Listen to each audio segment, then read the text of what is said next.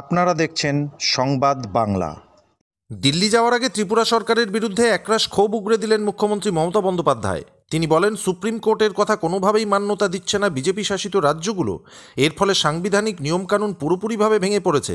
পাশাপাশি তিনি একথাও জানান যে বিএসএফের কার্যক্ষমতার এখতিয়ার 15 কিলোমিটার থেকে 50 কিলোমিটার বাড়ানো হয়েছে, সে বিষয় নিয়েও কথা বলবেন তিনি। কুনাল, অর্পিতা, প্রাপ্ত, অভিষেক, all are there.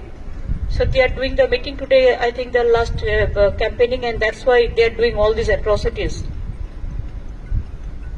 If the government doesn't allow to hold the meeting, even the political party, then what will be the fate of the election? It doesn't allow to hold the meeting, even the political party, then what will be the fate of the election? I do not know, but people will give the reply.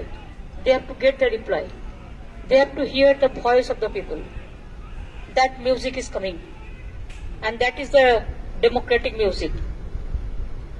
And this is my program, I told you. Ma'am, Supreme Court had directed Tripura government to ensure physical safety and security to all the opposition leaders. We have seen spate of violence and leaders have been attacked, journalists have been attacked. I'm really sorry, it is the most unfortunate things. Whenever Supreme Court give any verdict or a court, we always respect that verdict because justice is the pillar of the democracy. But this is the government, they are not listening even the Supreme Court judgment, their instruction, their guidelines. We appealed, I think our party also appealed for that. It is a contempt of court, I think contempt, it will be contempt. The Chief Minister himself is defying the Supreme Court verdict, and the administration and the BJP people. They have to reply to the people.